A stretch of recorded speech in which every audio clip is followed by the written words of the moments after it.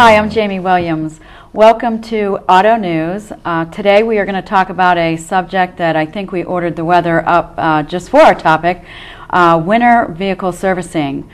We have Tom Casto from Premier Pontiac GMC with us today. Hello. Hi Tom, how Hello, are Jamie. you? Great, thank you. Was surprised to see a few snowflakes flying already around. It was perfect, like you say, it was perfect timing Perfect for today's timing. show. I think you jinxed us. Yeah, it's what it is. But let's talk a little bit about servicing and what customers should maybe think about to prepare their vehicle for winter and what they should do. I guess we could start with brakes. Well, and there's a whole, now as we get into winter driving, there's a lot of different things to make sure you take it into your dealer or service garage or whatever the case may be and have your vehicle looked at and have an inspection done and make sure it is ready, because with the elements things do change, and you don't want obviously breakdowns, because when the breakdown going to happen? When it's blowing and it's cold and it's dark and there's always an inopportune time. Exactly. But as you mentioned, brakes being one area. If you've had a situation where maybe your brakes have grabbed a little bit here, grabbed a little bit there, or something during the dry season and what have you, as things get wet with the rain, the snow, the slush, your braking is going to even be worse. So you want to really make sure that you got your brakes are inspected, the brake pads are up, and everything like that, to make sure you have good braking. There's no doubt about it. The other thing too, along with just your brakes, is really your brake fluid. Okay. A lot of people kind of take the brake fluid for granted, and brake fluid over a period of time maybe has a tendency to get a little moisture in it, build up some moisture. Okay. And that can affect your braking. Okay. You start getting moisture in your lines, it'll deteriorate your lines and your different parts of your brake system. Then you'd be looking at a bigger expense. Absolutely. Matter of fact, we talked about that last show where that happened with you putting in the wrong fluid. So right. That's why it's good to take it to a service facility and have it done properly. The other thing is having a brake system flush. Okay. Get the old fluid out, get new in. I mean, you want your brakes to stop you. Right. Want them to work. And you don't want that moisture and whatever that can build up over a period of time. It's nothing that does right away, but over a period of time, you want to get that old fluid out of there. So now is a good time.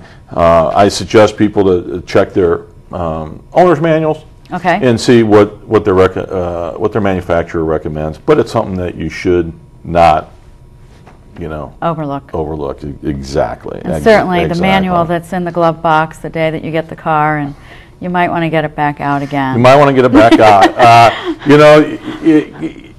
Probably you remember when you picked up your new car, your salesperson or somebody went over the manual and went through it, and you forgot everything, or weren't even paying attention because you're excited about going out and getting your new car and getting going.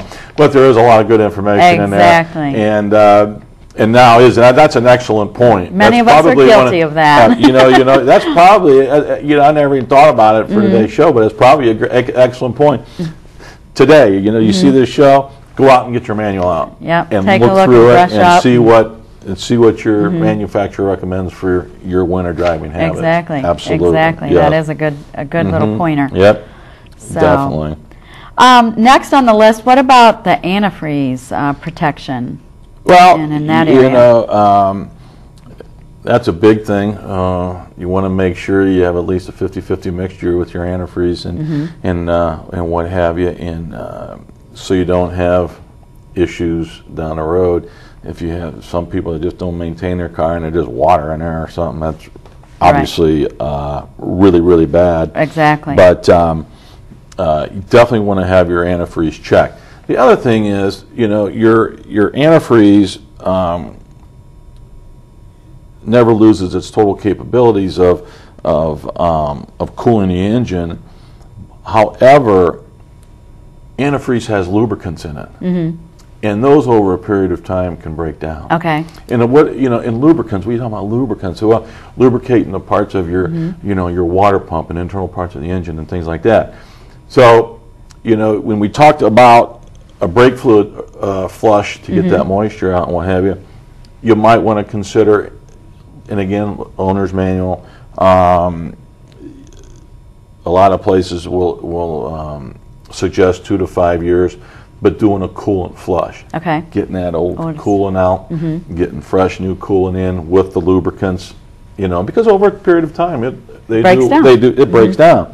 So to keep your water pump, you know, lubricated and going, so you don't have a breakdown. Okay. You know, and another area too, Jamie, is the hoses that take on fluid. Right. You know, again, we take those things, you know, we assume those and don't even think about them, but we got to check and make sure that the clamps are there. Okay. There's not any leaks. They could probably become brittle. Yeah, that's a very good point. Brittle, and the opposite. They could be real soft. You could be getting a soft spot somewhere that it's ready to burst. Okay. And so you want your hoses checked too.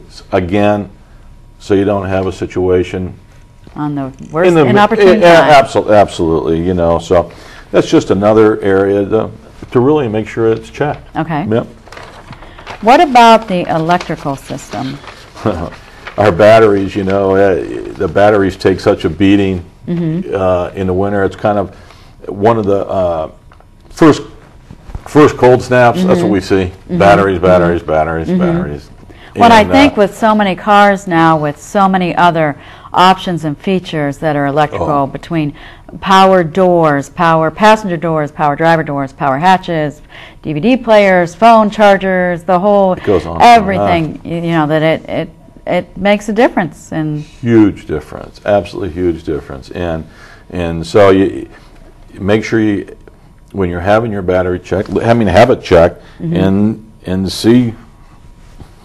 But it's probably another good idea to go to that dealer where you purchase that vehicle, because they're going to be most familiar with what exactly should go in there. Sure. As opposed to just putting a battery in and it's maybe not to capacity what it needs to be. Right. Even your dealer, or, you know, if you have a repair facility that you're comfortable with, obviously we prefer you to bring it to us, you know, but obviously. No, but just to go and to think that I'm just going to go buy a battery and throw it in there, and a battery's a battery. Well, a battery isn't a battery. It's not. You Exactly. know, there's batteries for different applications and different vehicles. And again, the load you're talking about with everything that you have on your car, you obviously need it enough to carry the load. Carry what you have.